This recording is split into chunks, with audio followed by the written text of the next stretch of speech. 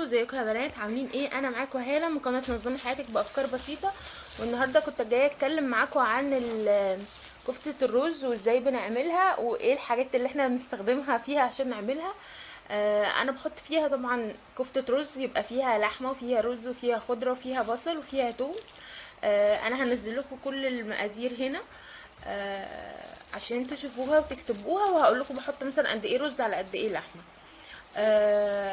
انا بغسل الرز في البيت والخضره والحاجات دي والبصل وكل الحاجات دي واظبطها كويس قوي في البيت، واحط بهاراتي كلها في البيت، وباخد الحاجات دي عند الجزار وبقطع من عنده اللحمه. اهم حاجه ان اللحمه تكون صغيره ما تكونش كبيره عشان ما تاخدش معاكي وقت كتير قوي في السوا. وبعد كده حتى لو استوت بتبقى شويه ناشفه، تحسي ان هي مش بتبقى حلوه. انا في اوقات كتير جدا بعملها بلحمه جملي. لحمه جملي على فكره تحفه جدا فيها وحلوه. وبجد انا يعني ببقى مبسوطه وانا بعملها، لان هي بجد بيبقى طعمها تحفه جدا. بجيبها من عند الجزار، بعمل كميه لما بروح بصراحه، بعمل كميه لان انا مش كل اسبوع هروح اعمل. فبعمل عندي كميه وبتتشال في الفريزر، ما بيحصلهاش حاجه وبتقعد مده طويله، ممكن تقعد معاكي شهرين 3 مفيش مشكله. فانا بجيبها وبقسمها طبعا على حسب الكميه اللي انا عايزاها. انا بعمل كميه كبيره وبقسم الكميه دي على اكياس بالمنظر ده.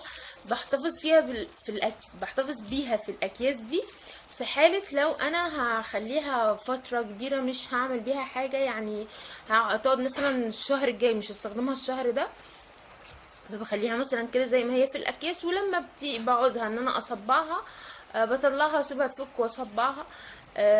ولو انا هحتاجها او هستخدمها الشهر ده زي ما انا هعمل دلوقتي، بجيب الكيس وافكه وابتدي اصبعه. انا بعملها بطريقتين، يا اما انا بحمرها واحطها في صلصه، او ان انا ممكن بحمرها واعملها مع خضار وتتكمل سواها مع الخضار ده.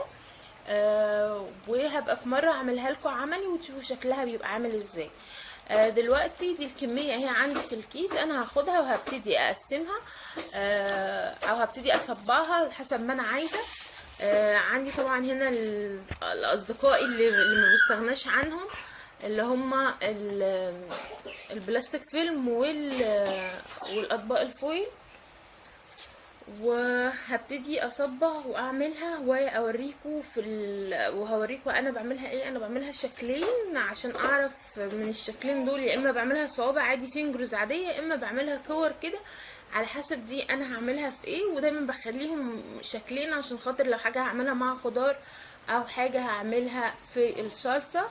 واستنوا هتشوفوا ان انا هعملها وصبعها ازاي. يا ريت كلكم تبقوا نقلتوا كل المقادير دي عشان دلوقتي مش هتلاقوها موجودة. انا اهو بصوا، انا كده خلاص خلصتها، عملتها اهي ولفتها في البلاستيك وبشيلها في الفريزر.